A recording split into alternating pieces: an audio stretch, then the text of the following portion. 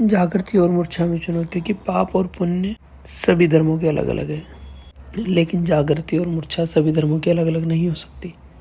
ईसाई जागे तो भी जागे, और हिंदू जागे तो भी जागे, और जैन जागे तो भी जागे। जागरण हिंदू नहीं होता और ना मुसलमान होता। जागरण तो बस जागरण है और मूर्छा मूर्छा है।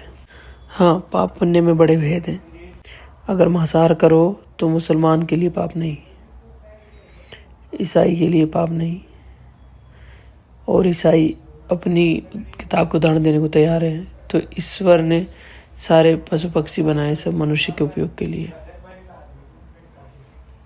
वो तो ईश्वर का वक्तव्य बाइबल में दिया हुआ है कि मनुष्य के उपयोग के लिए सारे पशु पक्षी बनाए गए और इनका कोई उपयोग ही नहीं।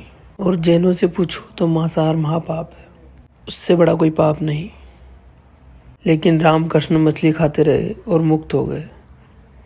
जैनों के हिसाब से नहीं हो सकता। जैनों के हिसाब से रामकृष्ण को परमहंस नहीं कहना चाहिए। हंसा तो मोती चुगे और ये मछली चुग रहे हैं, परमहंस हो गए।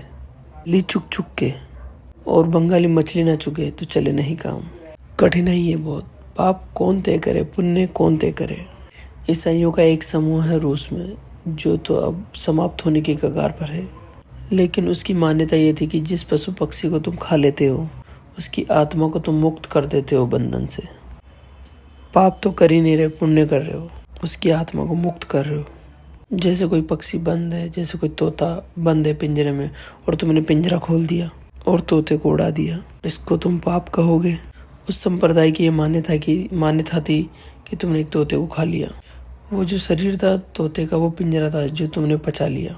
पिंजरा ही पचाओगे, आत्मा तो मुक्त हो गई। तुमने कृपा की तोते पर, तुमने तोते का बड़ा कल्याण किया। अब उसकी आत्मा बंधन से मुक्त हो गई, क्योंकि मनुष्य ने उसे पचा लिया। उसका अगला जन्म अच्छा जन्म होगा। इसी आशा में तो हिंदू भी नरबलि देते रहे, आज भी देते हैं। आज भी मूढ़ों की कमी नहीं है। इस देश में अश्वमेध यज्ञ हुए। अश्वमेध गौ माता की पूजा करने वाले गौमेध भी करते रहे। वही ऋषि मुनि गौमेध की तो बात छोड़ दो, नरमेध भी करने लगे। लेकिन यज्ञ की वेदी पर चढ़ाई गई गौ सीधी स्वर्ग जाती है। बुद्ध ने मजाक किया है। एक गांव में यज्ञ हो रहा है, भेड़ बकरियां काटी जा रही है और बुद्ध ठीक समय पे आ गए। उन्होंने पूछा उस पंडित पुरोहित को कि तुम जो ये हत्या कर रहे हो, तुम जानकर चकित होगे। अगर तुम में कोई शर्मा यहाँ मौजूद हो तो नाराज मत होना। शर्मा उन्हीं पंडितों का नाम है। शर्मा का अर्थ होता है शर्मन करने वाला।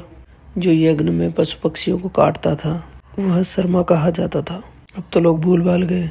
अब तो शर्मा बड़ा समग्र शब्द है, इतना समग्र कि वर्मा इत्यादि भी अपने को छोड़ करके शर्मा लिखते हैं। शर्मा का मतलब होता है हत्यारा। हत्यारा साधारण नहीं।